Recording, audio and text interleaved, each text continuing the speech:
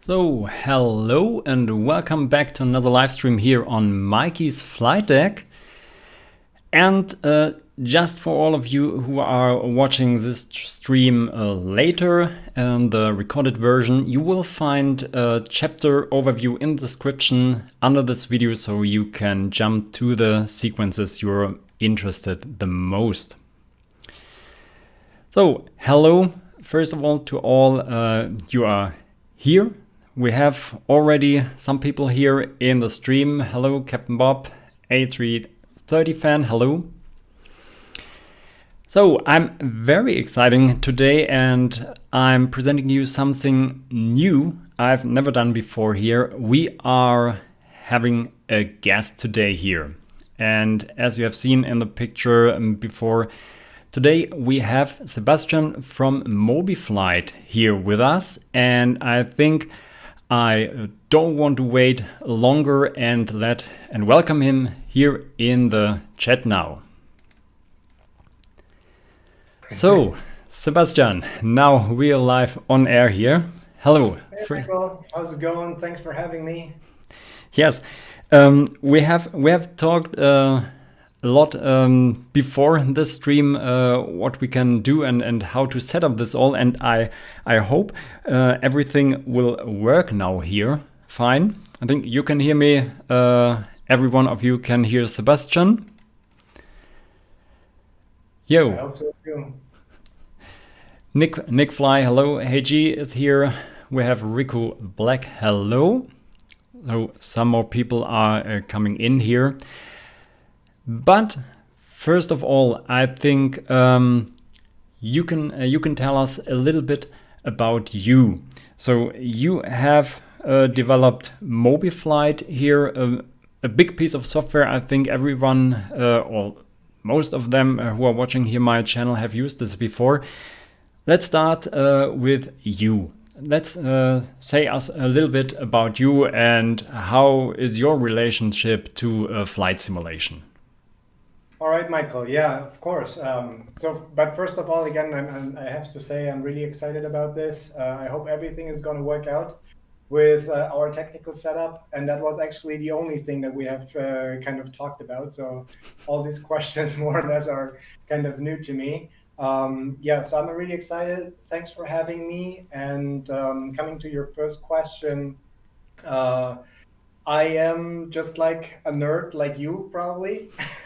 Yes. I'm an IT guy. Yeah, aviation has been something fascinating for me for my entire life, I would say. When I was a kid, I was already interested in airplanes, and I did these model kits that you can build. And kind of to me, it was always like being a pilot or flying airplanes. That was something from another world, you know, like out of my reach. I don't know really why, but whatever. Then also, I personally, I'm a family guy. I have 3 kids, also I'm married.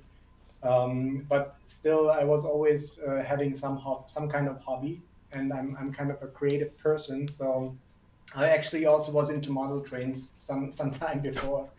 I just find it's very, very interesting to build things, to fiddle around with things, and then that's when I also discovered flight simulation, and it's a very rich, kind of very broad, you know, hobby where you can exercise a lot of different skills, and that's also something that is probably very close or reflecting my personality, because I'm always interested in many different things. I said this before from time to time. Building a cockpit and model train building. I think building a cockpit is the 2020 of model train building, I think. Yeah, you might be actually right. I mean, I'm laughing about this because, like, if you see those model train builders, they're never finishing their stuff. Like Yes. they're always building. And then you ask them, "Hey, do you actually run your trains?" And then they would say, "No, I'm building. I mean, I don't have. It's really boring to run them." And it's very similar to what the home cockpit builders say, right? If you ask them, how many hours are you flying in your flight sim? I don't have time to fly my flight sim. I'm still building it. Yes. And Yes. it's actually really, really fun. Yes, and that's it. I hope this will be better later when the flight simulator is mostly finished. I think then I want to fly with it. But I think, yes, letting run model trains is a little bit different than flying in your flight simulator. I hope. I hope so. Yeah, sure. But both, you have to be a nerd for both. So Yes, that's definitely. a fact. Definitely.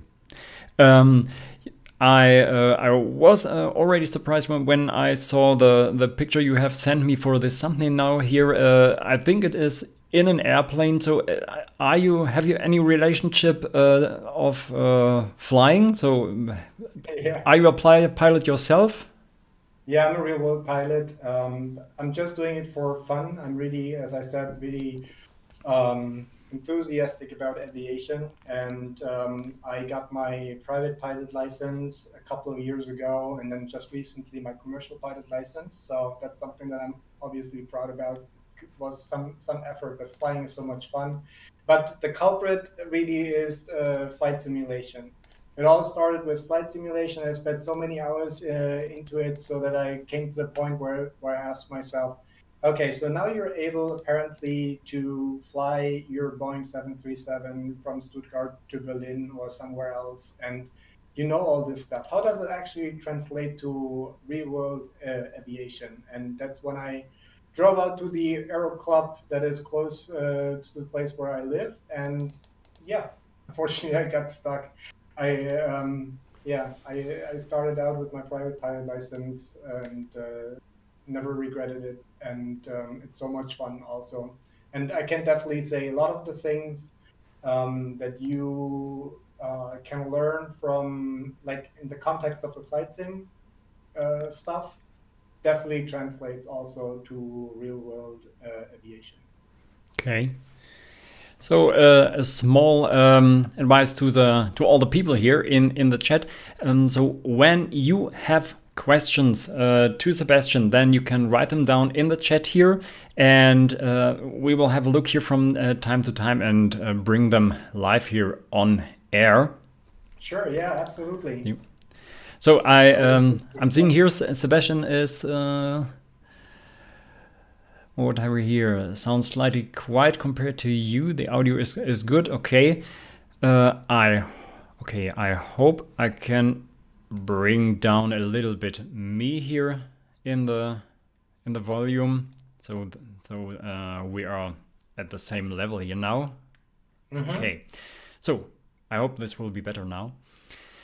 So I'm actually having trouble. I don't know really where to look at, because you're on the left hand side of my screen, and then I see it in the picture. It doesn't look like I'm looking to the camera, but I'm trying my best here. Okay. yeah, and when I'm looking down here, I have my some of my questions down here. So Oh, GG. okay. So let's come now to the first question that we have prepared here. The idea behind MobiFlight. You have said you are already building some stuff for your home cockpit. You're playing Flight Simulator at home. No, I don't have time. I'm building. I'm building. That's it. Always building, not playing. So what was the moment or the trigger that lets you start this project, MobiFlight? Yeah, that's a great question. And As I said before, like I started out with flight simulation as a kid, and then I put it aside, and then I had a coworker of mine who was very into flight simulation, and he brought kind of me back to this entire topic. And then I first started out with a simple joystick setup, and you start to like interacting with your mouse, and it feels so wrong, right? You say, nah, I have to kind of look outside the window. How can I know? How do I focus on those instruments with my mouse? And then kind of that was the initial point where I started to think about, is there a possibility to interface actual switches and LEDs with your computer?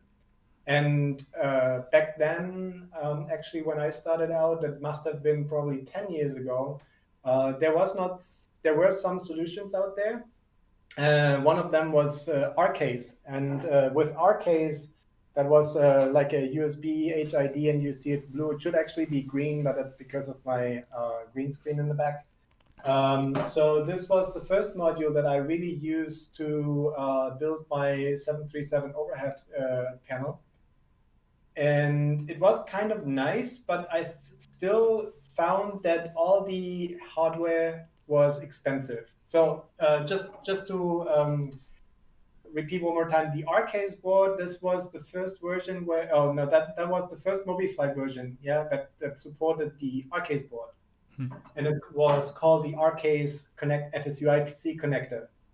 And it's probably still around, but MobiFlight, that's the reason why MobiFlight is actually supporting this as a second type of module. But long story short, now then, after a while, I was kind of always, I found that the boards and all the hardware that was available on the flight sim market was very expensive. And I thought, why has that to be so expensive? And then I started to look around, and I found the Arduino boards, which were like really popular already 7 years ago.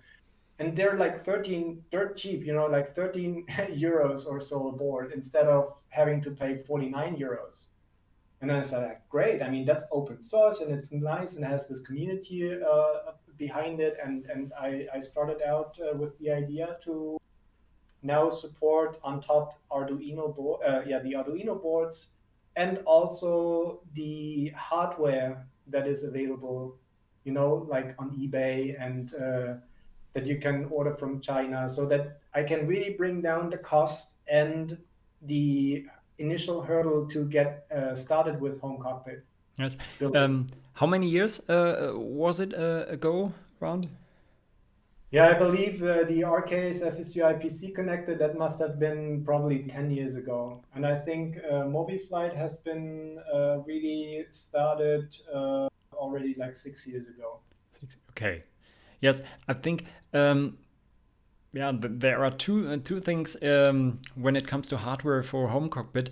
You have to decide, will I use the plug and play modules? For example, I think Flightdeck solutions is something that you can just put in PC Flight, for example. I think they are also just connected with a USB, and then you're ready to go. Right, but you can buy expensive plug and play hardware, or you have to build and build it with components, and then you are on this way. What should I do? The panels? No? Yeah, that is probably anyway something like, because when I started, I was also with I was starting with the idea, oh, let's save some money, like. But in the meantime, I have spent so many hours into developing MobiFlight. If I get probably just $1 for it, I would have quite some money to fly an actual plane for, like so. That's really funny, right? You decide to build it yourself because when you buy it off the shelf, it's too expensive. But then you get your equipment and you put in all the time. But at the same time, it's so much fun and so rewarding, and you learn so many things. And there is this great community also out there, which I find in this simulation world It's very impressive and probably also very unique how many people are investing their time and they're giving back to the community. They're sharing it with others. So that was also one of the motivations with MobiFlight for sure. Yet, the money is one thing for me. Also, a reason I have to say it. I just want your money. Why I do this YouTube channel. Right, I could build this cockpit for my own, but then it would be something like you have said, just buttering money in it, and so there is a little bit of yeah, income back. So by selling plants or something like this. Many people are doing this, selling some things like panels they are making in the basement, knobs, for example, or plants. And MobiFlight, for example, is free, and I think it was always free from the beginning, right? It was always free, and it's always going to be free. Yes. So what is the reason that you have said I want to be MobiFlight free and not even what can I say $5 or something like this, even FSU IPC? I think you are ranging in the same category with FSU IPC. I think.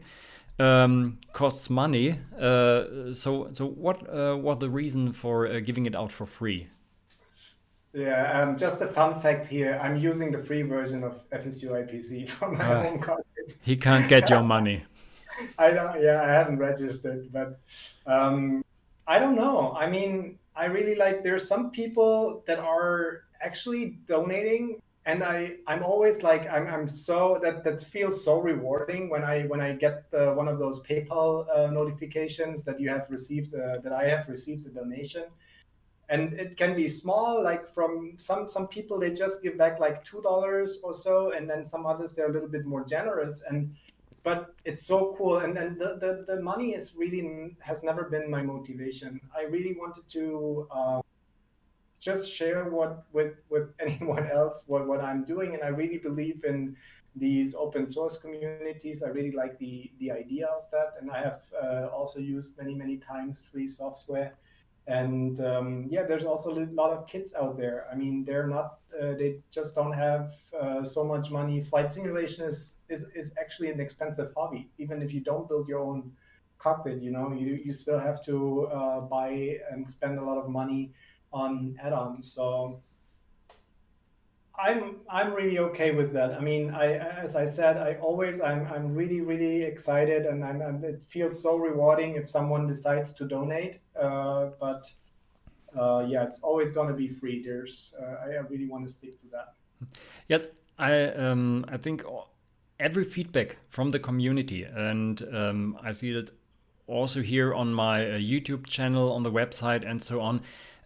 From that moment that people are reacting to you and saying this, like, they are writing comments, then it starts feel real, and there are people who are interested in what you are doing, and it's a great feeling. Beside the money or something like this, this is something that keeps you motivated, I think. Yeah. Yeah, and I mean, it was a win-win situation for me, anyways, because the first priority for me was to build it for myself. But I had kind of the idea from the get-go that I would like to create something where you do not have to know how to code. There was the COC scripts and all these things out there, and I always felt like that it's just an entry. Kind of a block that you have to overcome. It's a hurdle at the beginning of your journey, and I thought it's nice to have something where you can just like click and configure and without knowing. And I think that's also something that people No. really Hope I have to stop this. We have a little bit of problem here. Are we right again? yeah, I Ah, think there we are. we're good. There we are again. What do the people on the chat say? Okay, so yeah, let's have a look to the chat now a little bit here.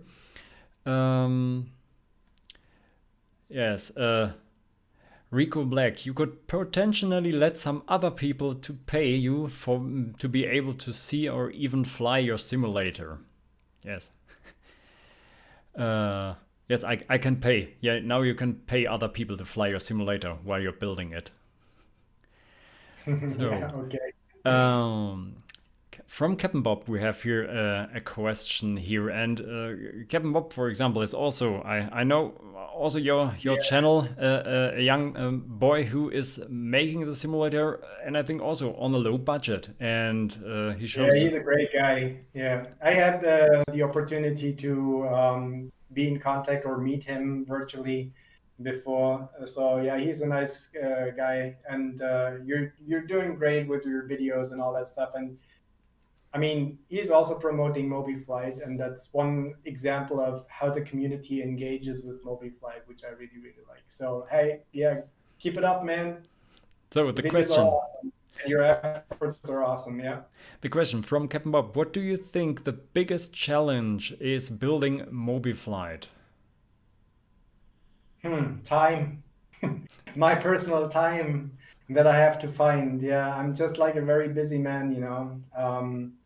And there has been long, yeah, there has been kind of long, how you say, longer time where I was not able to really work on MobiFlight, and it kind of stopped development. And I really also want to use this opportunity today. There's like two guys on the MobiFlight community forum, Stefan and Pitzman. Hmm? Peter. Hey, they're so cool. Like really, I really want to say that MobiFlight would not be where it is today, or it would not be MobiFlight without them. They're another example for, on the one hand, this great community. Some people that stepped up, you know, and said, "Oh, I want to moderate," and they became so active, and I have a super great relationship with them. And they kind of kept MobiFlight going also in the times where I was not really able to find time to develop it further. So thank you very much. Thank you very much, Stefan and Peter. Yes, can you? We will talk a little bit about the other people in the background later from MobiFlight. I think there are, and you said it already, there are more people than you in the background. Can you guess how much time you are spending, for example, for the week in the development of MobiFlight? Yeah, I think it's hard to tell. It really depends. Sometimes I'm really enthusiastic about some things, and then I kind of really get my schedule. Also, I can accommodate it in my schedule. So just like during the last month, I think the release with my Microsoft Flight Simulator 2020 and so was giving also a new boost to the entire home cockpit community. There are a lot of more people trying to build little button boxes and things, and they're discovering MobiFlight. So this was definitely one of the reasons that I was able, or that I spent more time on it. But it also simply, I moved back from the United States to Germany. I kind of had a longer break also for myself, like between these two uh, points in my life. That helped me. But if I, like this week, for example, I have probably spent only like 2 hours or so on MobiFlight. But there's really weekends especially, uh, where I sit there all night long, and I'm enjoying it, or I have this idea and hey, I want to add this new feature, and then I'm doing it. So it's really hard to say. There's peaks where it's really a lot of hours, and then there's also just times where it's little. Yeah, and I think also for me, what you said, the nights, this is something that is left, especially. I think we both know this problem. We both have a family and so on. We have to care of, and then the day is mostly blocked by family activities, and then are only the evenings left. where we are sitting into the night and try to bring our products on the air. Yeah. So yeah, I have a day job. I'm an IT guy. I really love my job, and it's also requires, it's my primary income, of course. So Yes. MobiFlight, I cannot consider it as income at all. So yeah, so it's just a hobby thing. I'm doing it in my free time, spare time. So whenever there's some time left in the day, and I'm not, for example, right now I'm working on a transponder panel for myself. It's currently white. It's going to be painted black, of course. But it's not only MobiFlight. What I'm doing is also I discovered the 3D printing and being able to print your instruments and avionics and stuff. And it's another rabbit hole. You can go deep, deep, deep. You can learn so many things, and it's so interesting. And it's a discipline in itself, or a science in itself. The 3D printing stuff. Yes. So it's not only MobiFlight. I'm not only sitting there and I'm coding stuff. But Yeah. So you are still building parts for your own home cockpit. yeah, sure. And this is something, guys. We are making more chat questions right now. What I wanted to say first, most of the time, I wasn't aware of the fact that you are also building a home cockpit or parts for home cockpit. You're not building a full size home cockpit, I think, right? No. No. So parts for your home cockpit, and I thought programming MobiFlight was the fun you have, no? Yeah, as I said earlier, I mean, MobiFlight was my tool to problems, to when I wanted to. That's the reason that I started, because I wanted to build my own stuff. Yes. And I just thought others would find it useful and might want to use it too. So yeah, I'm still doing it. I'm not like having a full scale Flightdeck or whatever. I'm actually more trying to keep it a little bit kind of simple. I have a side deck. Unfortunately, I cannot put my camera right now in here because it's going to screw up everything if I take it down. But I have a radio stack, which I modeled completely by myself. That is Come on. We show this now. Here, guys, he has really hot stuff lying on the table. I know. Then we make this now. Come on, showroom here. Or can I take a picture, maybe? Can I post it here? Maybe can I post a picture? Oh, if you can show it on your Discord. I don't think you can post it. I'm gonna post it real quick. Unfortunately, it's very boring right now because it's turned off, so it doesn't blink and it doesn't do anything. But it still gives you a good idea of how it looks like. And then I have some other stuff here on my table. I'm gonna show that in a minute. Okay, Sebastian, Discord, find it on your phone. Okay, here it is. And then, which one is it? Direct message. This will not take a good end, How are you I think. again? Michael? All right, I got it here. So you're sending it via Discord? Yeah, you think it's gonna work? I don't think so.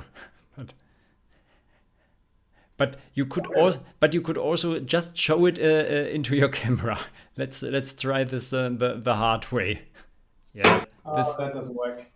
All right, Okay. but Okay. my green screen is set up, so Yes. I really don't want to move my camera, but I'm gonna do it. Okay. Yeah. Okay. Come on. We do this. Oh God, Right. guys. Actually strapped to my monitor. Ah. No.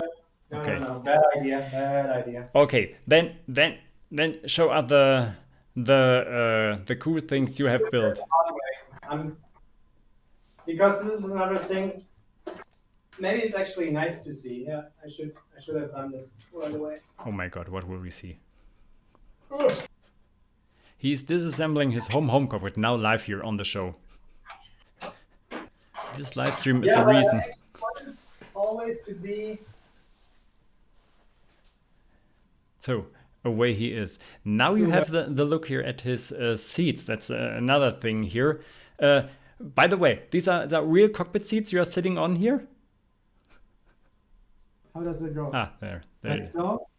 Yes, yes, we can see this here. So we have a general aviation.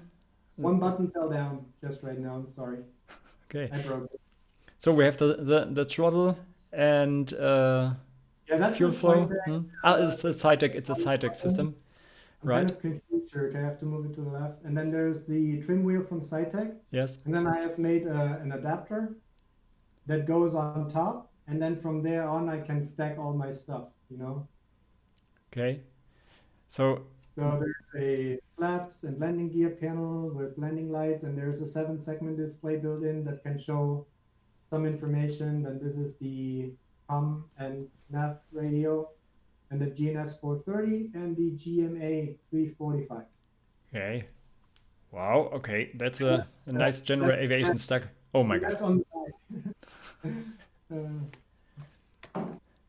Okay. Keep cable management, guys. Keep the cables managed. It actually looks worse on the video. It's actually beautifully wired up. And you have There was a glitch on Discord. okay, and you have shown first your radio. What is the radio panel? What is still white here? Oh, that's the transponder. The transponder. Okay. That's like the GTX 345. Hmm.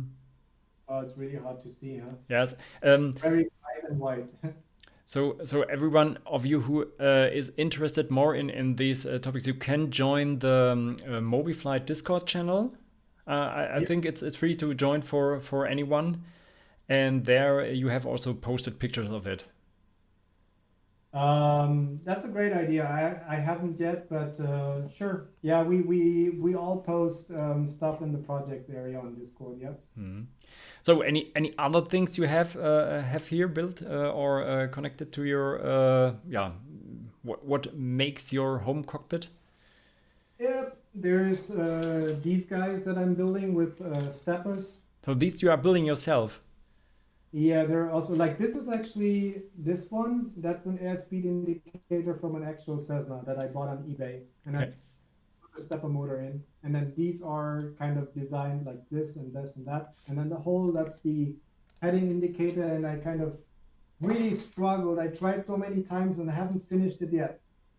So this was supposed to be my New Year's resolution to get a 6-pack in 2020, and which I actually find really funny, but it didn't work out yet. Like all the New Year's resolutions never work out.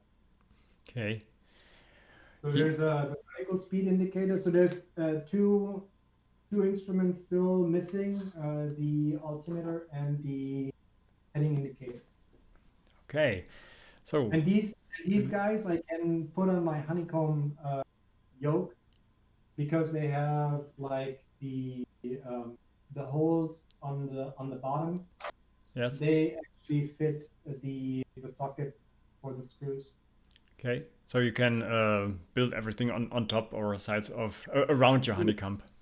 Yeah, this is my goal now because when I started with MobiFlight and everything, my goal was to build a Boeing 737 cockpit, but something that I could put down from my desk, and it had a hinge, and you could kind of put the tilt it to the wall, the overhead panel when you didn't need it, and then you could pull it over so that it was on top of you because I didn't have the space. So it always had to be more portable. Yeah. Okay. Okay, then let's come to some other questions here from the chat now. What have we here? Cockpit Connect IMO. I hope I'm understanding this right. IMO supporting all different types of electronics is hard to develop. Rotary switches, servos, etc. How did you experience this? Did you create your own SDK? Yeah, great question. So MobiFlight supports outputs like LED, 7-segment displays, LCD displays. It has stepper motor support and servo support. And for the inputs, it supports the buttons and the encoders. Yeah. So actually, this is something nice. If you have open source Cockpit, then you can also, it's very easy to use other open source software. Sorry, so since MobiFlight is open source, I don't have to worry about licenses and stuff. So there's a huge community behind the Arduino platform, and they also provide they share their library. So it often comes down to finding the right library that does what you need and does it well enough for your own needs. And then I'm wrapping this little library that I take into with something that makes it then work with MobiFlight and and then I have to, of course, build not only it's the firmware side. Firmware is what I call that the Arduino has to know how to handle all the signals to and from the different components, but you also have to think about the user interface, the application that runs on your desktop. So there's always, it is kind of complicated, but it's doable. Yeah. At the end, I think you found, especially for the user interface, some, as you have said before, a good solution for people who are not in all this programming stuff. It's you can click your setup finished, I would say, then without writing any code. Yep, that's true. That's one of the things that probably resonate really well with people that specifically start out with home cockpit building. Yes. You might get to the point that you hit the limitations of MobiFlight because it just cannot you cannot put all the flexibility into a user interface. But I think 80% of most of the things that you need to, get started or build also advanced cockpits. I mean, you probably have seen HeliMech, right? Yeah. Yes, of course. I'm from time to time I'm in contact with him. Right. Yeah. Probably the most complicated MobiFlight setup in the world. Greetings to Carl. You're an awesome dude, man. Your cockpit is just amazing, man. Yes. Yes. A guy where I thought first. If this will work out with his YouTube channel from the beginning, but he has brought so much energy in this YouTube channel, and he's still there and building things for the community. Now today was out his video, the 757 767 Charlotte Quadrant. Just side projects he's bringing out. He's great, but you're also doing a great job. I mean, and you're a MobiFlight user too.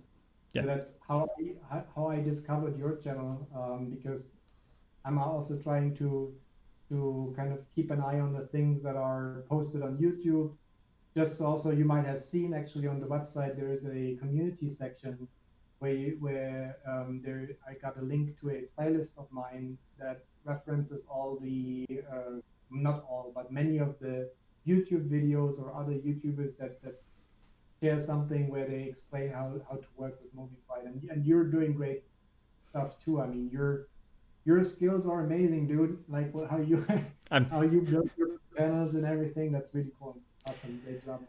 I try to keep it simple so that people can still follow me. Of course, I think there is a point where I think some people who don't have the tools can't follow, so they have to find other ways.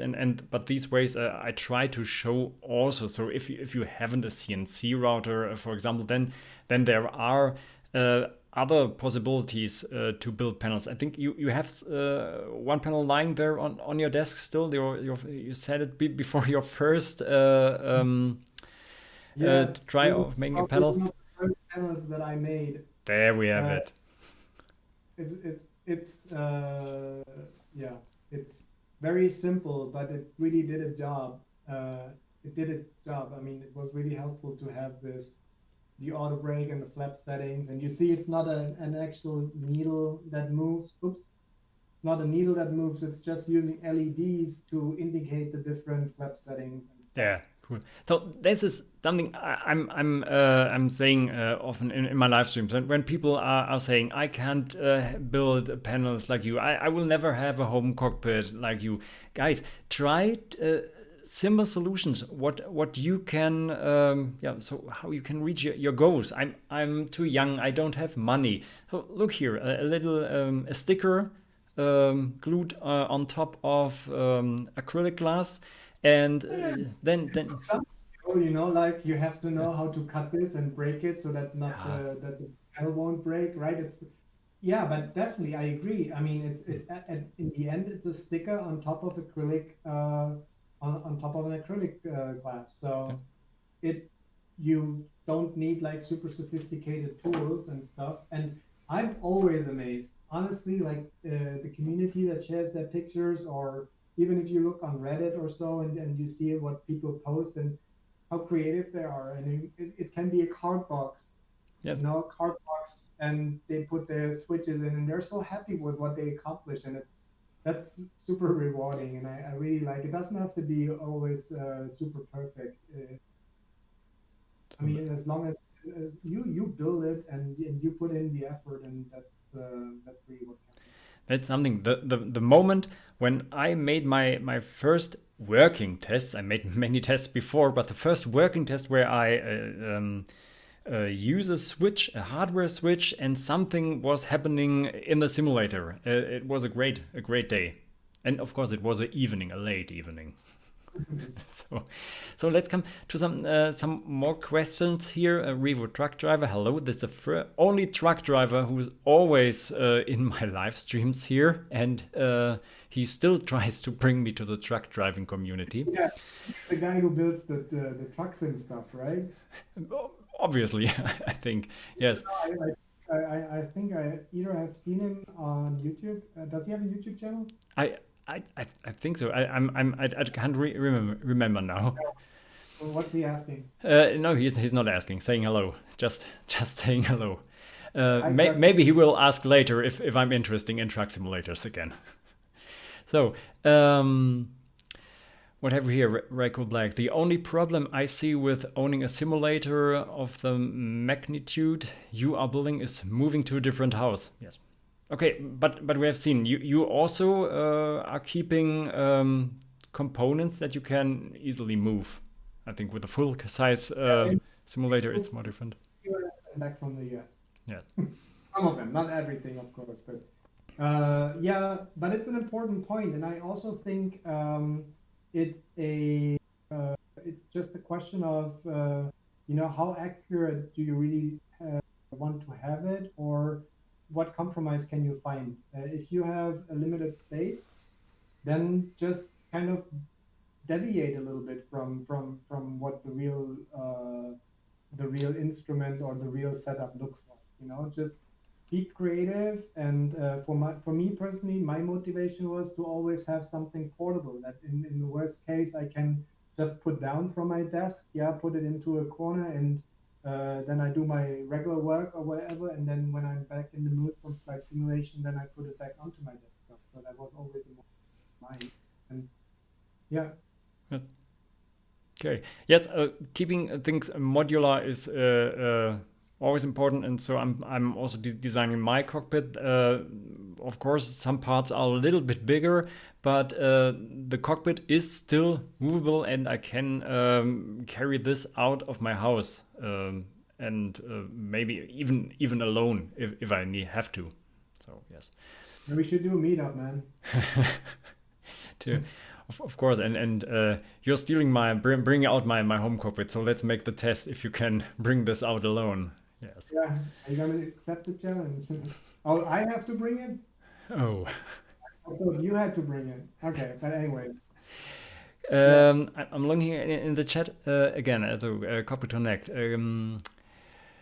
As cockpit builder and full-time web developer, I try to bring cockpit software to the web. What tips do you have when developing cockpit software? Okay. Yeah, it's also a great question. I had thought a lot about it, about having something where you could actually use a browser or so to work in, because also if you look at the MobiFlight user interface, even though it might be kind of still very user friendly, but it kind of also it shows its age. You know, its age. It has been built with C# and WinForms, and there's cooler and newer technology out there. I believe if you wanted to build something that controls your flight sim, you would have to have a simply a component that still in the end communicates via Sim Connect, runs locally on your computer, provides something like a REST interface or like a WebSocket where you then can interact with. So I think it's doable. Um, yeah, you just have to read and study a little bit, but it should actually really be doable. Yes, that's a technical part of the development, and I think um, at the beginning, as a developer, you should always look out what the community needs. And I think it's more difficult to find out what the community needs if you're not in this simulation hobby, for example. So then you know what cockpit parts are demanded the most, for example, like this. I mean, I believe there's room, for example, for things like the panel builder stuff, where you do it, put it on your monitor, and you want to put your gauges, and then maybe you have something like a mask that you put in front so that it looks like a dashboard. For these kind of things, I believe web technology can be actually really useful, but you have to find a way to get the data from your computer, from your flight sim into the browser context. So, what have we here? A330 fan. We also struggle with our time management. We mostly work on our sim at the weekend, but we are way ahead of our schedule. But more of it in the next week. Yes, that's not a question. I can tell you next week I have also a live stream with these three guys who have brought a full cockpit nose from Russia to the garden of their grandparents, and now they are building their cockpit in this old 737 nose. So come back here next weekend. Which one is it? It's the A330 fan. Oh, A330. Okay, A330. I mean, it's still huge. Yeah, it's still huge. A big project, of course. Playing about her backyard now. So what we have Martin Weiss. Thanks, Sebastian, for providing us with your software. The task of making our simulators. Thanks, Michael, for showing us and explaining us how to make our flight simulators. Yes, we try to explain this. So, yes. Thanks for you. So, one question is still unanswered. The seats you are sitting on. These are real cockpit seats here you have in your basement? Yeah. And you see the left and the right seat are kept free because we're Corona times right now. You have to maintain some space. Yeah, those are actually real real airplane seats, a bench that I got a couple of years ago, and it was really, I got it for $25. So Okay, it was not the Air Berlin sell off, no? no. Okay. It is from a 727. Okay. From an old one, from a Hapag-Lloyd. The airline does not exist anymore. I got it from a travel agency. They had it there, and then the travel agency had to move, and they wanted to get rid of it, and I, of course, I brought it in. Cool. Okay. Yes. That's the first pilot who is controlling his plane from the passenger seat. I think. Well, you got an autopilot, man. Oh. So, one question. What I'm interested, there is a great community in MobiFlight. Many people around the world are using this software, and is there some kind of counter or something built in your software, a spyware, something like this, that so you know how many people are using your software, or a download No, counter or I something like don't know this? their credit cards either. So the credit card numbers, I don't know them either. There's no spyware in Okay, MobiFlight. but you have no sense of how many people are using it. No, the only way right now, I actually would like to add something like that, and I think it's going to be added sometime soon with the option to say that you want to opt in to share your data. And it's simply also for the fact of having a better understanding of how complex, for example, the setups of the people are, how many modules they're using, how many input and output configurations do they have in their files. That would be really, really interesting for me. But at the moment, that's actually not the case. The only thing that I can kind of derive or get a little bit of an idea is every time that MobiFlight starts, it's reaching out to the update server where it checks whether there's a new MobiFly version available. So that's the only moment where I kind of see a little bit of a user out there, And actually, just recently, we looked at the data. So that was also Stefan from the MobiFlight community, the moderator.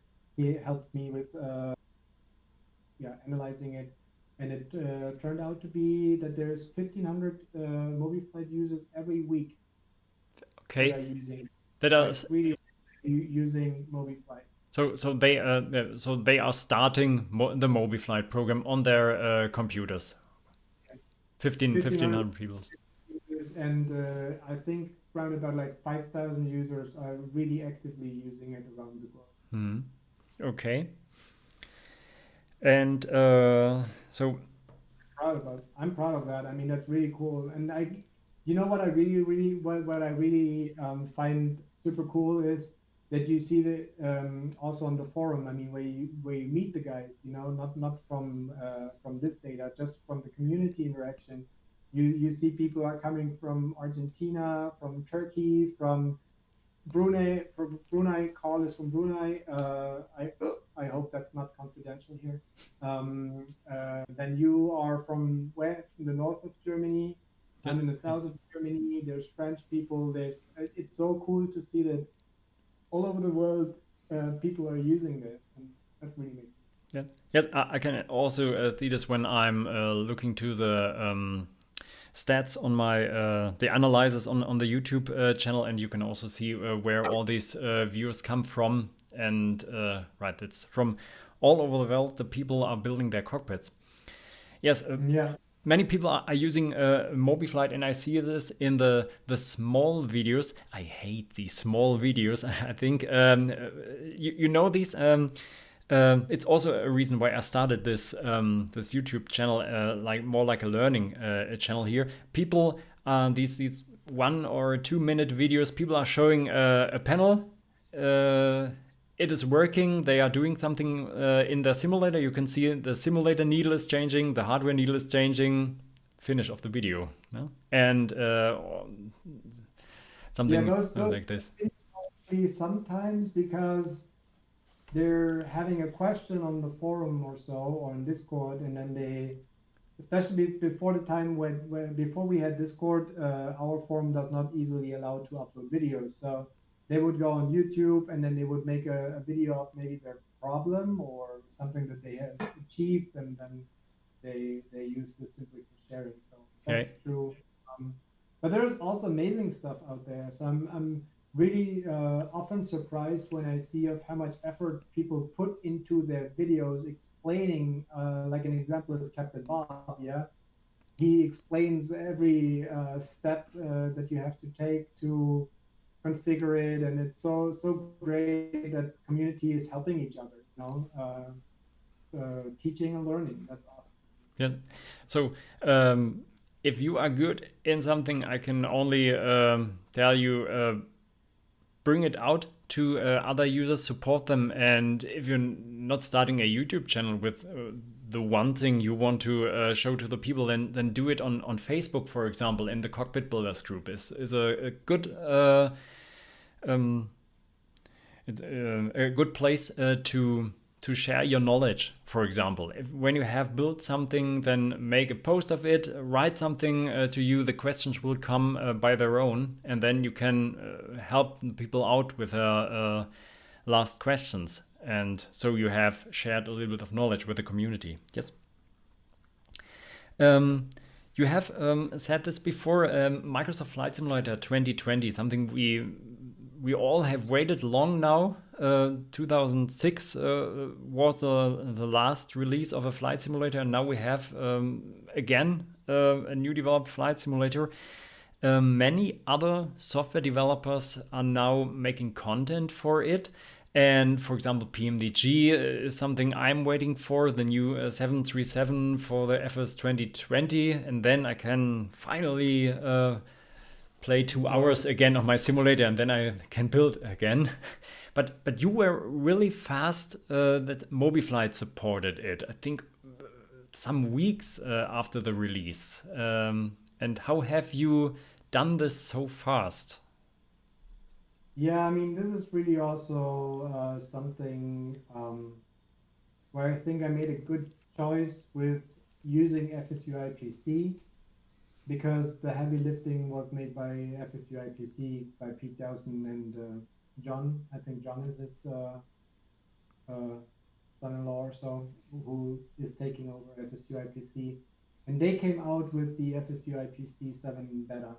And from that moment on, basically, I had to do some minor adjustments so that I can detect that that the Microsoft Flight Simulator is running the 2020 and that the new FSUI PC version is running. But it was pretty easy for MobiFlight. But there is caveat to it because unfortunately the SimConnect interface, which is used in the in the background, also by FSUI PC, does not support the whole bandwidth of offsets and controls. So it's a little bit annoying for many people to start out with Microsoft Flight Simulator 2020, and we're all kind of finding shortcomings. Like as an example is the GNS 430 with FSX and prepared. It works flawlessly.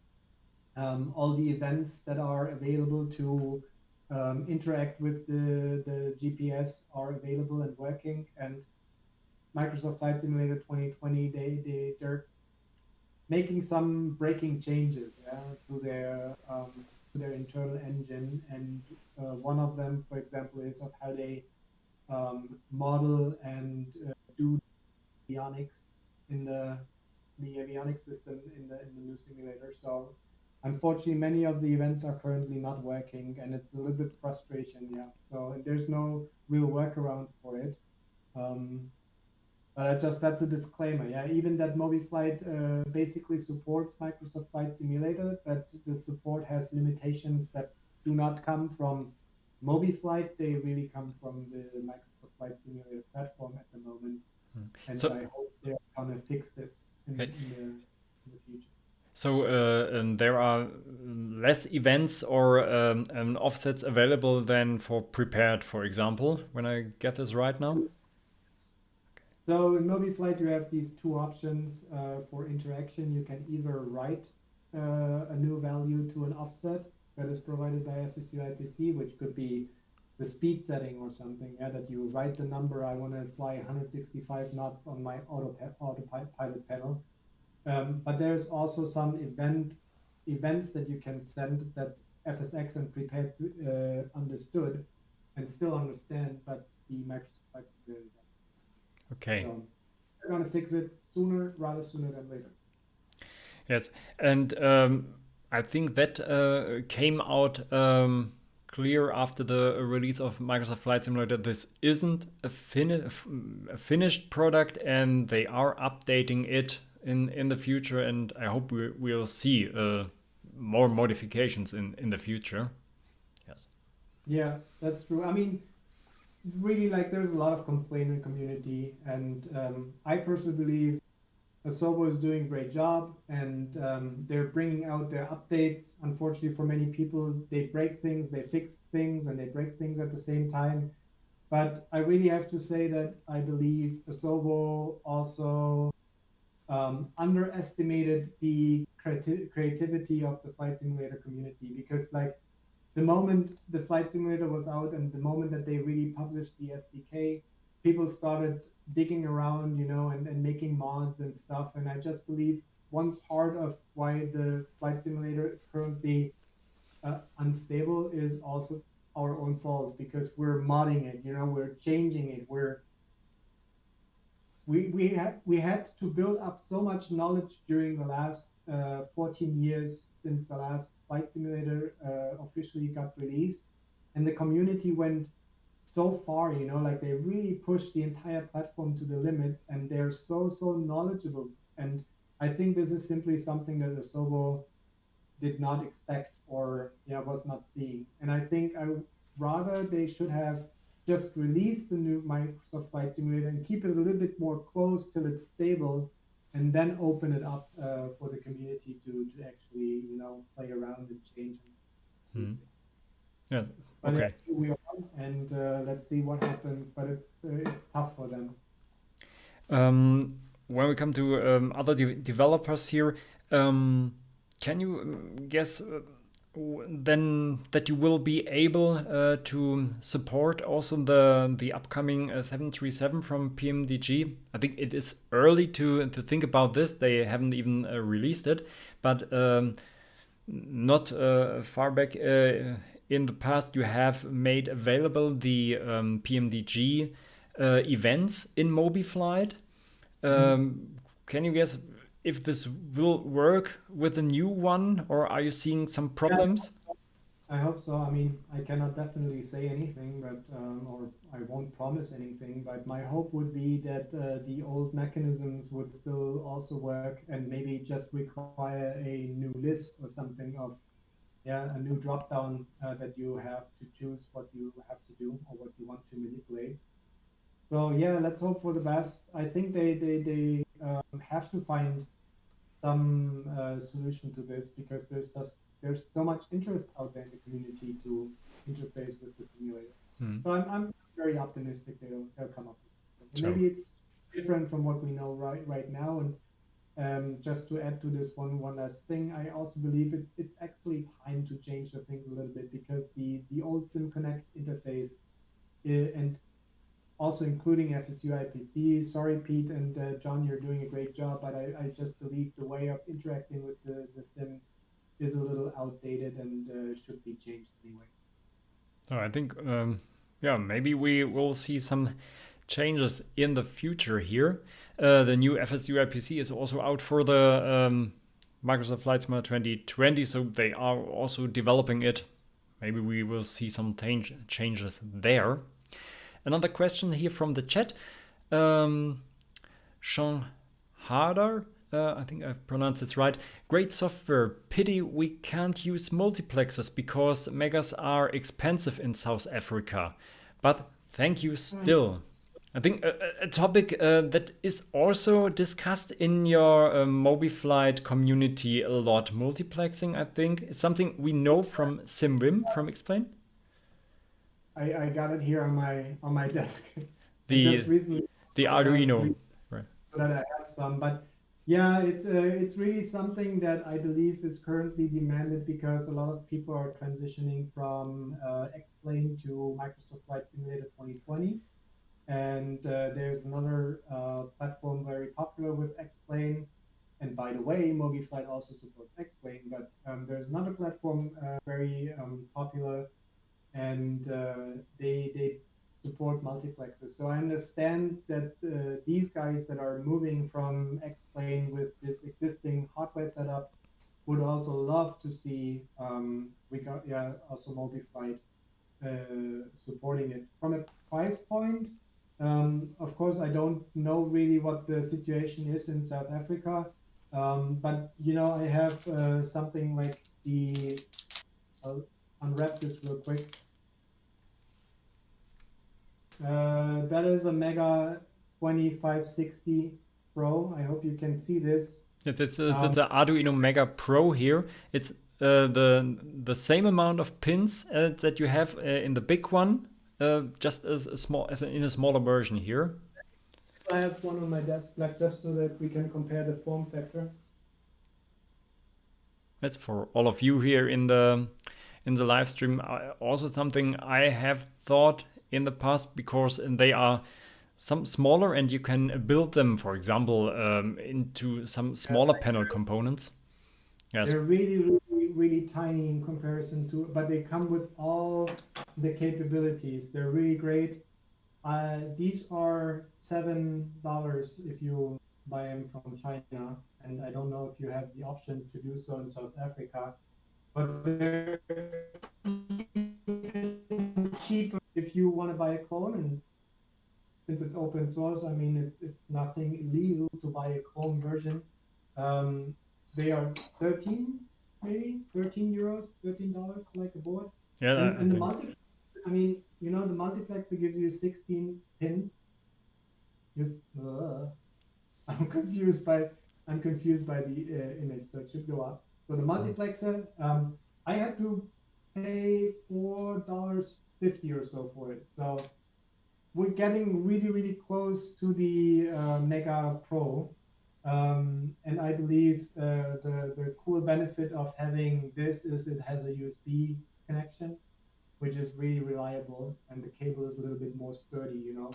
Like, but I understand. I think I understand the motivation behind this is really also for a lot of people changing the platform right now. So I won't promise anything, but I'm looking into it. As you can see, I already bought 3 of them. So let's see what happens. Not to get too technical in here for all of you who are not in this programming things. So the multiplexer you have talked about here is a ready-made component. I think there are multiplexers that are the small IC chips, I think you call them, and they are really cheap, under a dollar. I think I have made some experiments with this, not with MobiFlight, but when I programmed an Arduino, and these you can chain 8 multiplexers build 8 multiplexers in a chain, and every one of them has 8 in or outputs. It's variable, and so with I think 3 pins or so, you have the control of 8 by 8 in and outputs. And this can be an advantage if you want to build on a small place or small room, for example. Yes. But there are other problems coming with it. You have to configure this whole chain and so on. Yes. Yeah. Yes. Okay. We have talked a little bit about the X-Plane community already, and I don't think only for me it wasn't clear all the time that MobiFlight is supporting X-Plane too. That is correct. Yes, X-Plane is supported because another dude a couple of years ago wrote something that kind of provides the same interface as FSUIPC. It's called XPUIPC. And that was, like, for me, then an easy win for MobiFlight, because it is compatible, and it comes with a lot of pre-built or built-in supported offsets.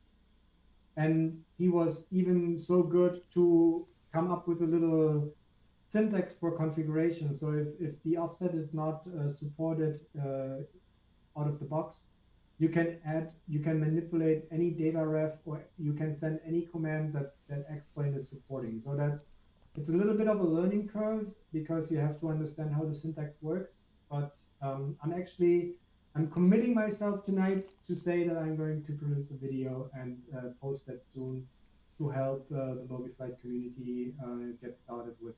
It's not super complicated. It looks a little intimidating in the beginning, but it is actually doable. Can you see some advantages of using MobiFlight compared to SimWim? For example, if anyone is changing from SimWim to MobiFlight, are there anything that could work better? I don't have any personal experience with their platform. Hmm? The real cool thing is you can use your home cockpit for both sims. Yeah, I mean you can use it for X-Plane and Microsoft Flight Simulator 2020 at the same time. Yeah. Not Yes. literally at the same time, but you know you can come up with two configurations that work for both simulators, and I think that's actually a huge win.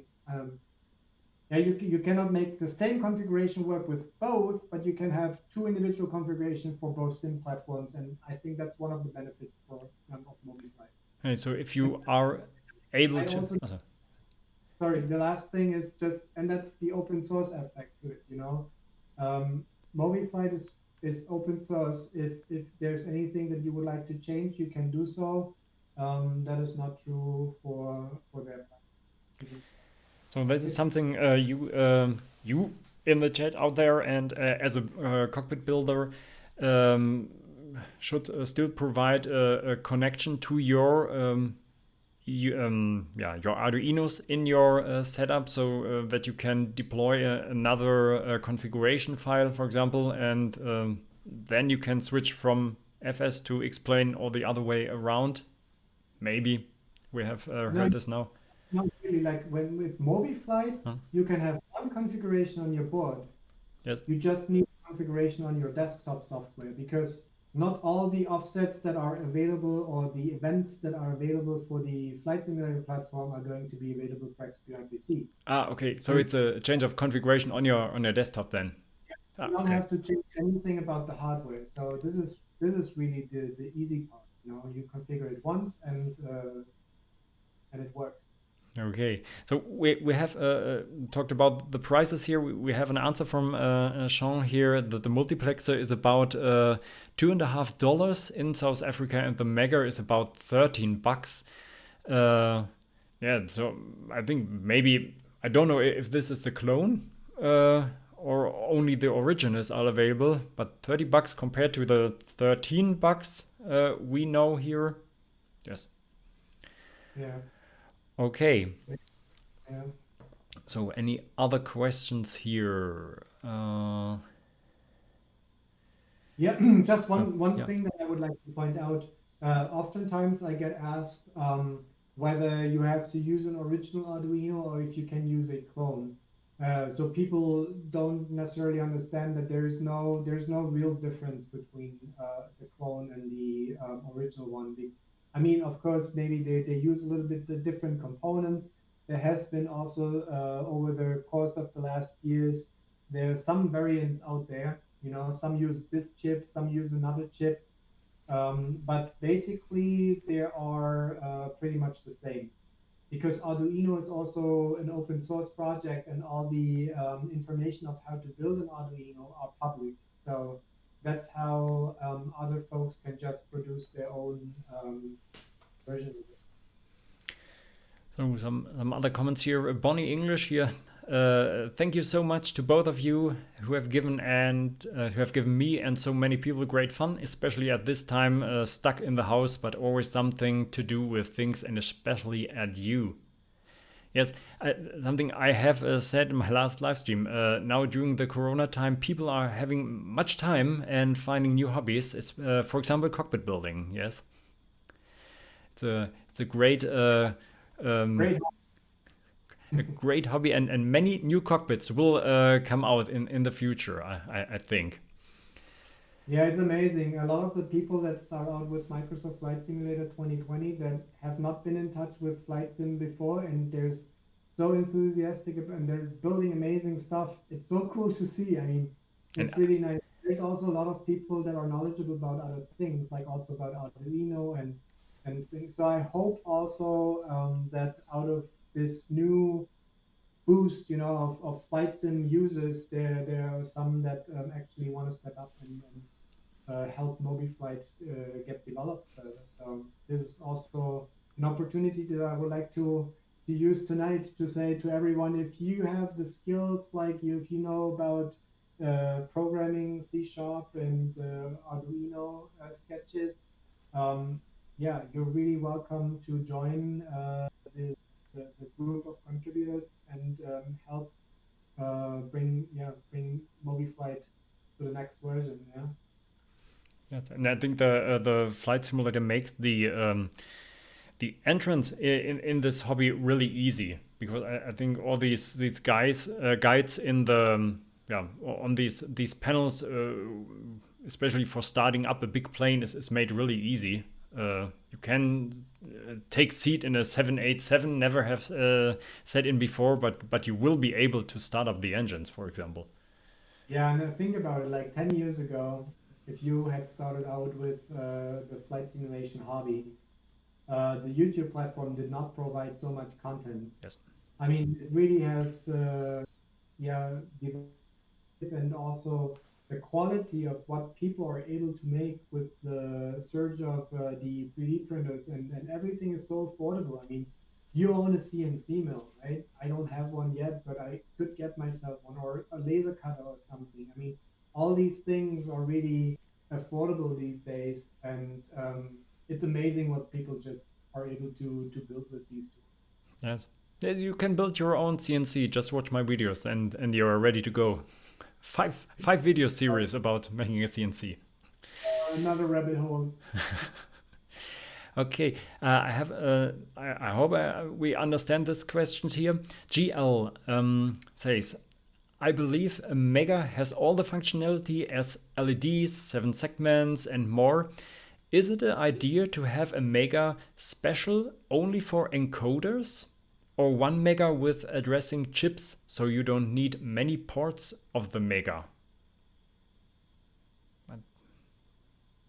I mean, like MobiFlight allows you to define whatever you want. Yeah, that's something that I also always wanted, that you can actually configure your MobiFlight board in a way that you want it to be configured. So you can decide what pin 10 means. Yeah, is pin 10, is that an LED, or is that a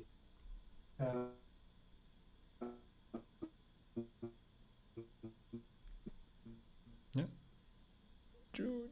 Is the video connection stucking now? or a button, or it's really, you can also decide how you organize your cockpit.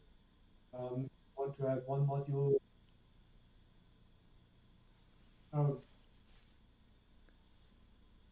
So we have some problems here in the video feed here now, I think. You can hear me? Yeah, yes, we can. Yes, now we are established again. Okay. So that's live. Okay. I was right. So okay, we're back here. So another. I hope this question could be answered in some way. So you can. The last thing that I wanted to say, it's really up to you of how you want to organize your MobiFlight modules. Yeah, so you can make one more. That's possible. If you want one module that only drives encoders, that's possible. Yes. Also something in the next film where you can even disable certain features if you build it yourself. I'm kind of preparing this right now, because I have heard people saying that if they connect encoders together with steppers and whatnot, it kind of uses a lot of RAM. Or I will give it a try if that helps them. But yeah, let's go on with some other questions. Yes. So what have we here? Javier Enrix, what is he saying? Hi, greeting from Argentina. You are both genius, one with software and the other with hardware. I think he's meaning me with software, I hope. So, Cockpit Connect, my last question. I like to get in touch with you guys for collaboration. If interested, how can I contact you? Yeah, and I think this comes to another question I also have prepared. You said MobiFlight is open source. So how can I, if I'm a software developer, give contact and be part of the programmer community of MobiFlight?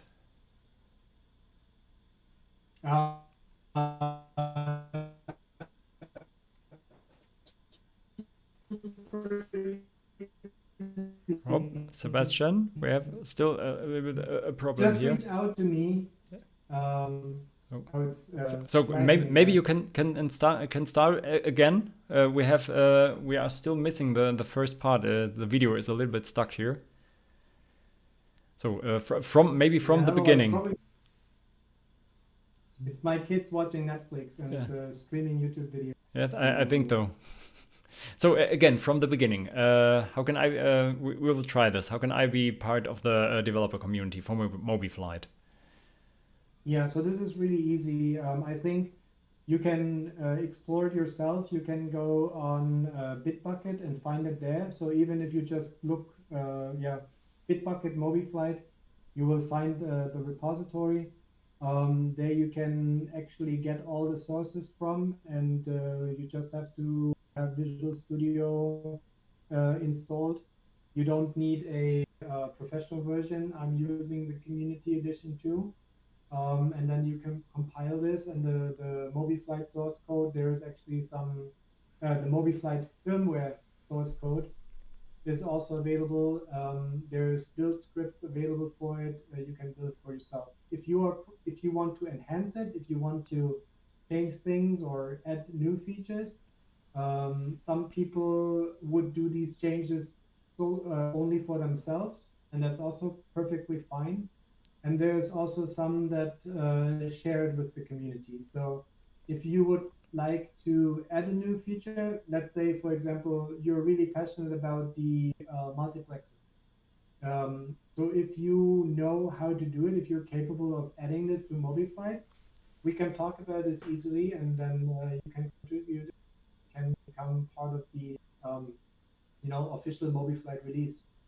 So best thing would be, if you are interested, to join our Discord channel and reach out to me directly. Yes, and by yeah. this, I always mention it in the release notes for MobiFlight that a certain user also has contributed a feature. And many thanks to those who have done this in the past. So that's really awesome. I invite everyone to join the developer team. So typically the core team is me. And then once in a while there is a user who steps up and says, oh, I really need this for my own home cockpit. Can I add this? Just recently someone discovered that when he produced his PCBs himself, and he added the Maxim chips to drive the 7-segment LEDs himself. And the wiring actually on the ones that are produced from China are they're actually doing it the wrong way, or it's because the IC sits at the back of the module and the ditch is on the front of the module, so everything is reverse. So he programmed a thing that allows him to reverse the numbers that he sends to the module, and that's great. I mean, it worked. It was super easy. He added it. He created a pull request, and I added it to the mainstream release version. Okay, so it's not the way that someone comes in and gives his code into the MobiFlight program, and the other day nothing is working anymore. So it's still a communication between the programmer and you are the one who is merging this code finally into the firmware. Yeah, that's correct. Yeah. Okay. So if you know about GitHub and Git flow, I mean, that's basically what we do. You can fork the repository, and then you can create a pull request, and I review it, and then if everything works, it's going to be merged into the main branch. So every one of you, yeah, yes. Also, okay, so every one of you here who wants to bring content to MobiFlight because there is a feature that's missing, and you are the one who knows how to bring this to MobiFlight, then you can join the Discord community. I think you are really active on this Discord channel. Beside all this developing, you are answering so many questions and are looking into the content people are writing. That's another big time block we don't have to forget here. Okay. Yeah, but here again, I repeat myself often enough. I really have to make a shout out and say kudos to Peter and Stefan, who really also put a lot of dedication into the community support. And the great thing about the MobiFlight community, which I'm really, really proud of, is that they're helping each other. So they're the people, even if Peter or Stefan is not around, they start just helping each other, you know, and with share their experience, their knowledge. Yeah, that's awesome. Keep it up. Okay, let's see. Then let's come to the questions. How many active programmers are in the back of MobiFlight? You have mentioned these two, and you yourself is developing. How many people are giving content to the MobiFlight program? Yeah, so really developing, it's basically, I could say, most of the time it's me. There is two developers right now that I really appreciate having, that they're kind of helping with some stuff that they're passionate about. Yadi, for example, a guy from, I think it's Sweden. I hope I'm saying it right, and another guy from the US. So that's cool. But like ongoing, like the in the long run, it's always going to be me basically. And Stefan and Peter, they are really helping with the community support and moderating the forums, and they spend a lot of time. And they became so knowledgeable about MobiFlight. They often know things better than I would know them, or like little quirks or so, you know, that happen, or some workarounds. So they're really cool. Thanks, guys. True. Okay. Let's see some other questions. By the way, you have still time to answer the questions, or you have to go already? Oh, I'm good. Okay. What time is it? Okay. So let's see. So there we don't have anything here. So corporate new SIM Connect SDK update coming next week. Maybe it provides more control. So there seems to be an update of SIM Connect here. But I think you are in this topic already. I don't want to destroy hope at this point, but I'm actually pretty positive about that there's not going to be an update for us for the interface for the I don't think so, but it would be nice. I just recently talked to someone who has a direct connection, who is in direct contact with the server, and he was telling me that about a workaround, but he was not talking about the solutions. I would be surprised, but you know, yeah, let's hope that they fix it soon. So Indian aviator. ESP32 would be also cool. I don't know what ESP32 is. Does it say anything to you, for you here? Yeah, sure. It's a very common chip or also platform. I actually had looked into it a couple of months ago.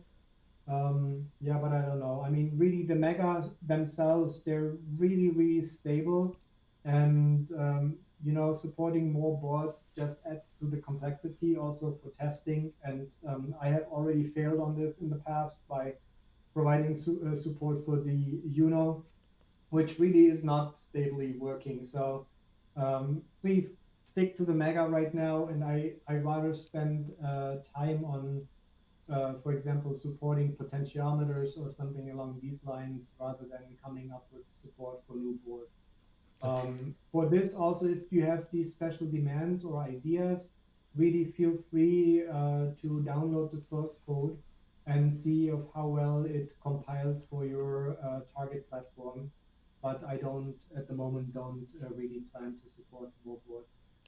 Yes. Then we're going to come to the questions. The boards that are supported right at the moment. We have seen two here, the Arduino Mega, I think the normal Arduino Mega, and the Arduino Mega Pro, the small version. Are there any other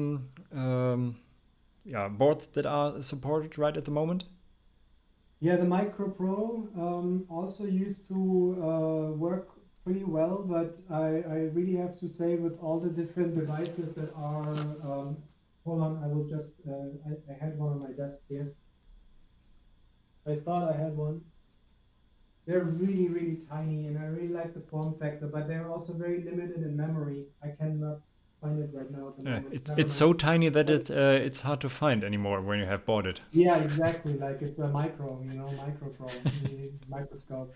Find it. So yeah, we're really running into stability issues with those boards. Also with the Uno, I would really like to support those, but they come with very limited RAM, and the MobiFlight firmware is just too big at the moment. And this is because of the flexibility that you can choose dynamically, or based on your own demand, what pin is going to be assigned what function.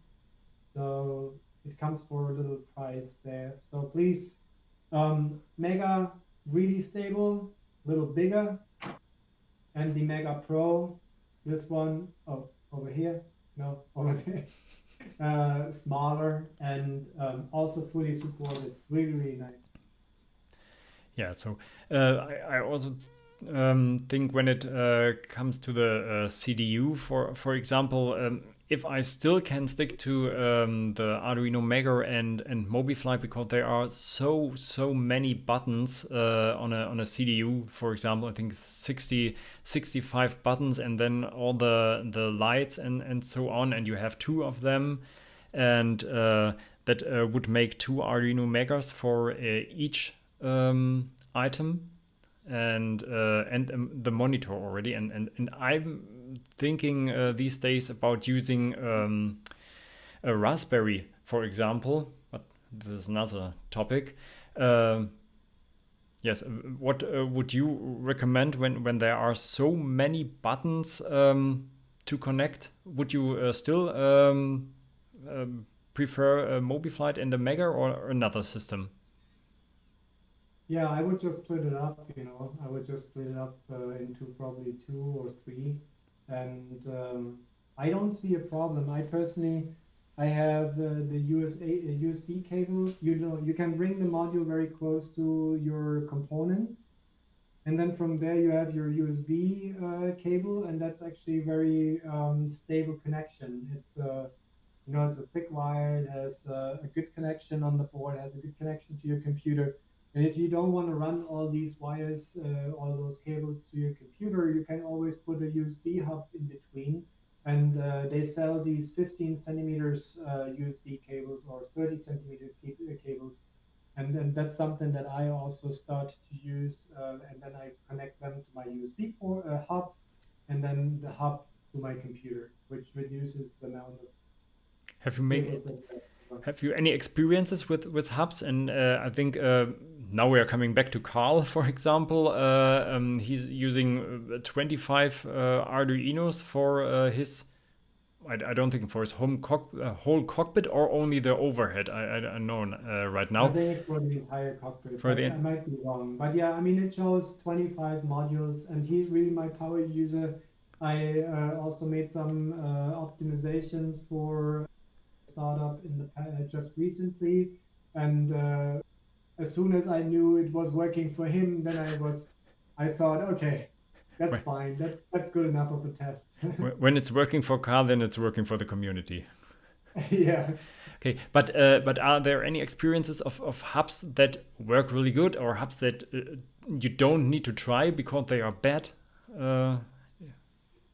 Any USB hub would do the job. That I would think about a power supply. You should there can be some better than others, for example.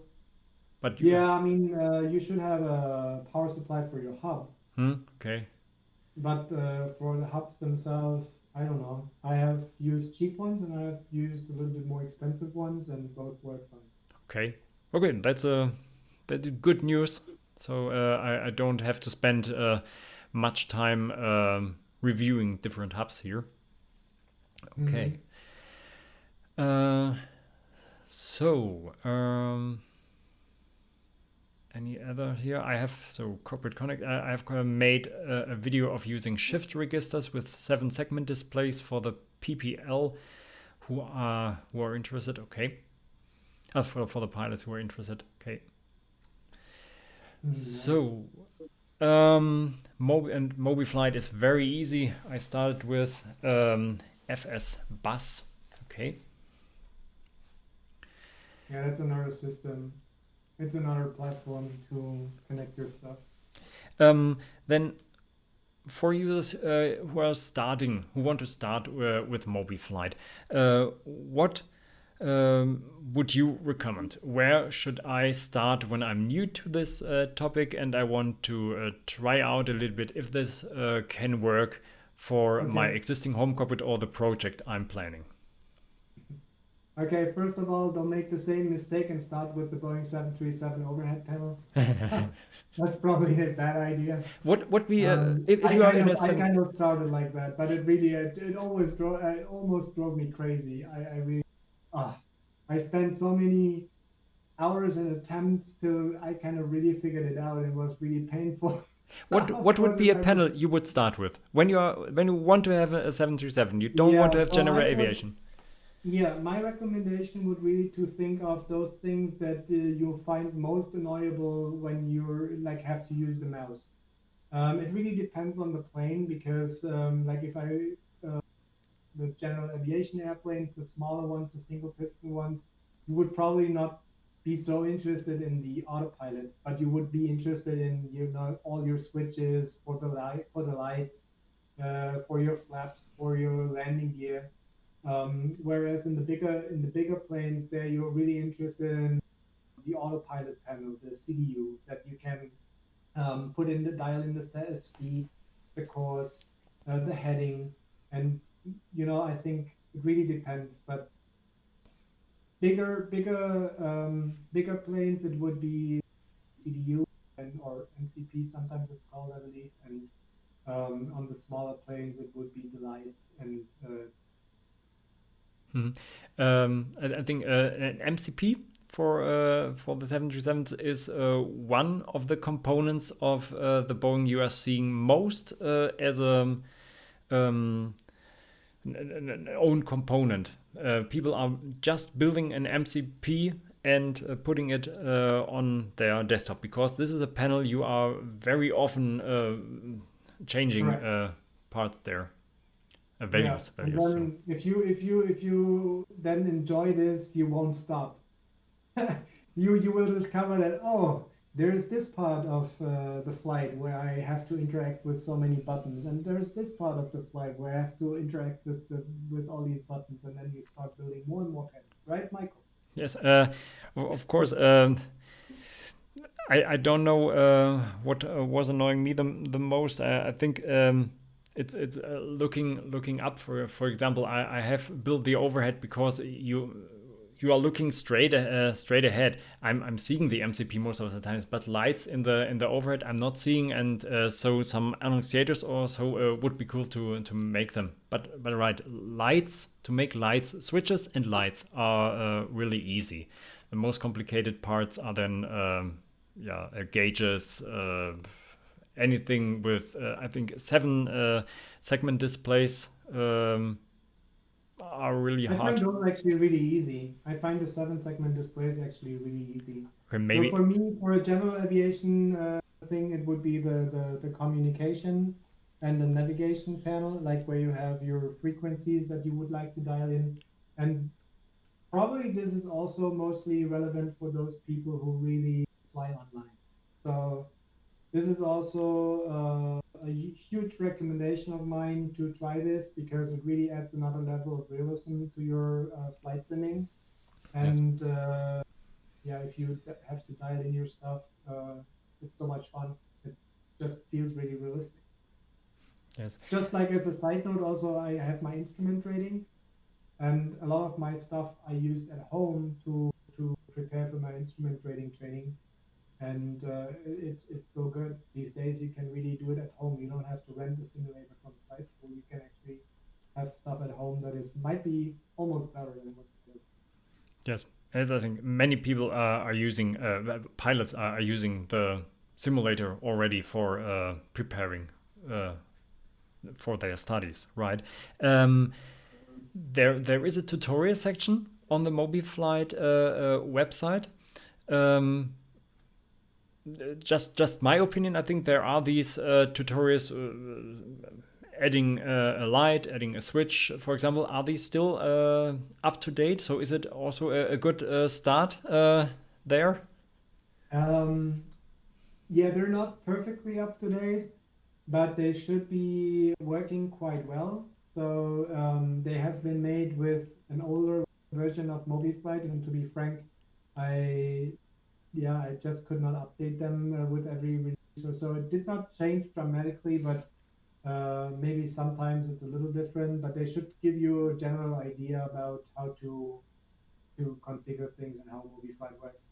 And then again, I mean, if you go to that playlist there's one area that is called community guides, and with the community guides, there's also the playlist for YouTube where you would then find different people like Captain Bob and so on and so forth, who also have great information out there, and I don't have to reinvent the wheel if others already did a great job on explaining how things work. So just use YouTube and use the MobiFlight forum. There's a lot of knowledge inside the forum with the old posts, and the tutorials still work too. Yes. Yeah, I think we have sent this already this evening with the upcoming of YouTube. The knowledge that is provided online has increased a lot, and you can find every topic on YouTube, I think, here. Yeah, and also I believe the way people learn has changed. I just it feels often like people don't read anymore. Yeah, They watch YouTube tutorials, and I get it, you know, like it's very easy to understand, and you can follow along, and you can pause, and you can rewind. It's easier to digest than reading a of like a testament or yeah, that's right. What have I spent money on books? I have the full shelf with books here of computer languages that are already outdated. You must be old, man. I am. What is books? and now I think with every questions I have Googled already, you are Googling today, not searching in a book, but every question I have Googled, there are some answers on YouTube for everything, and then you are watching a video on YouTube. Yes, that's right here.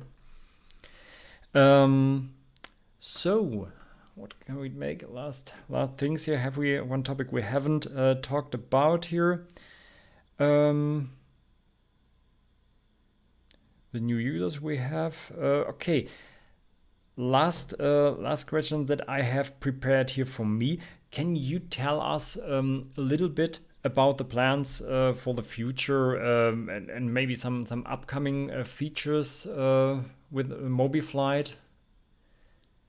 Yes, sure, of course.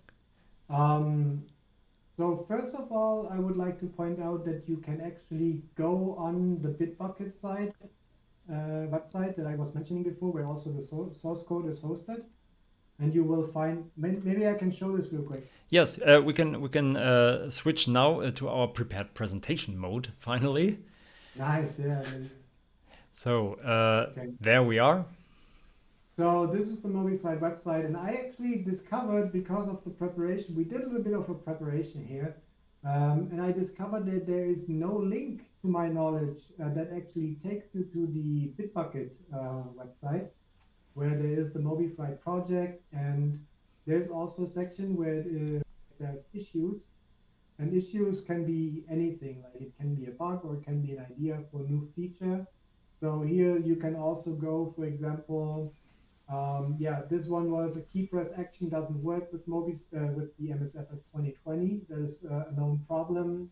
I don't have a solution for this now, but some of them are already marked for the next release.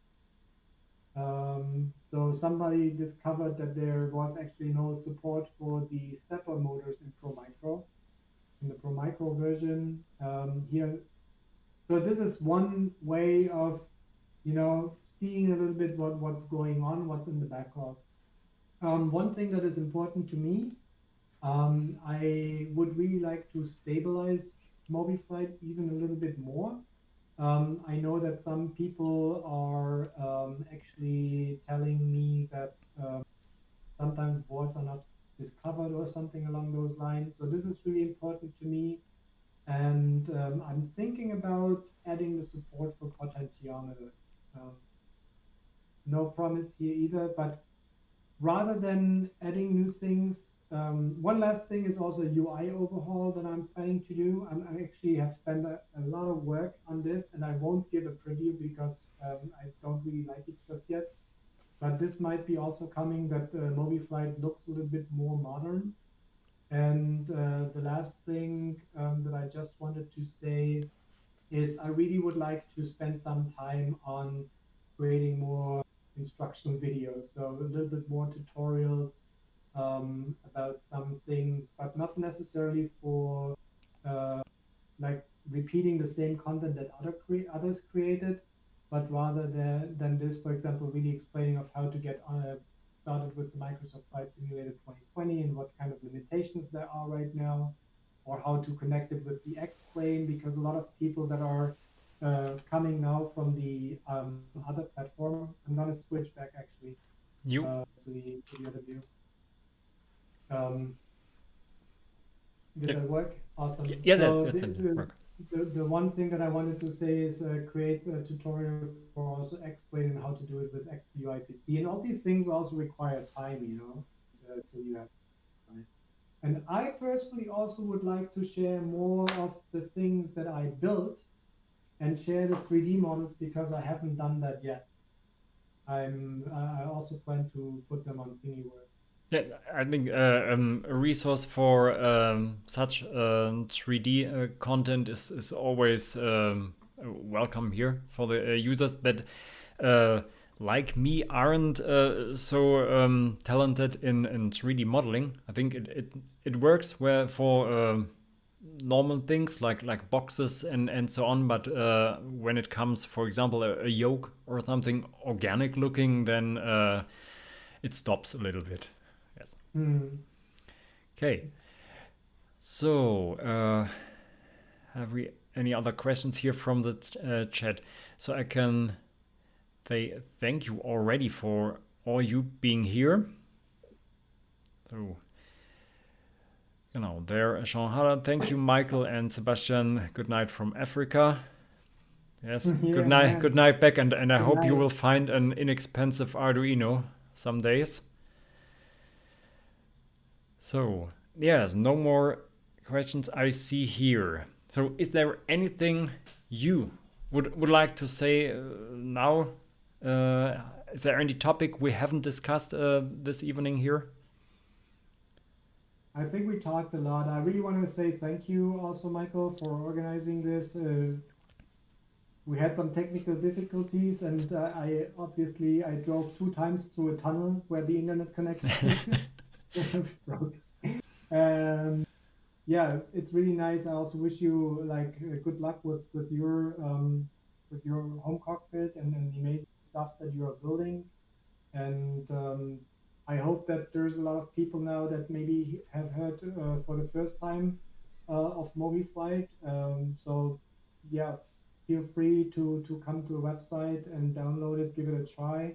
It's really easy to use, and the community is awesome. And I also would like to just like one last time to say thank you to the MobiFlight community, because the community is really, really great and also kind of motivates me to keep continuing with the MobiFlight development. Yeah, I can only repeat this. Go to the MobiFlight website, the forum, and the Discord community. A lot of things are going on there. I was really surprised how detailed the discussions are there on the boards.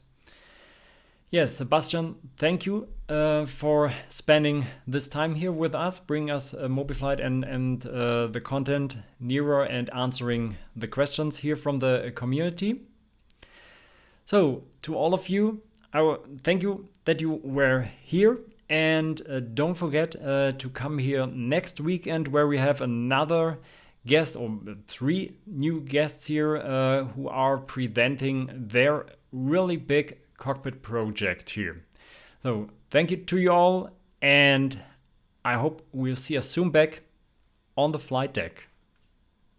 Awesome.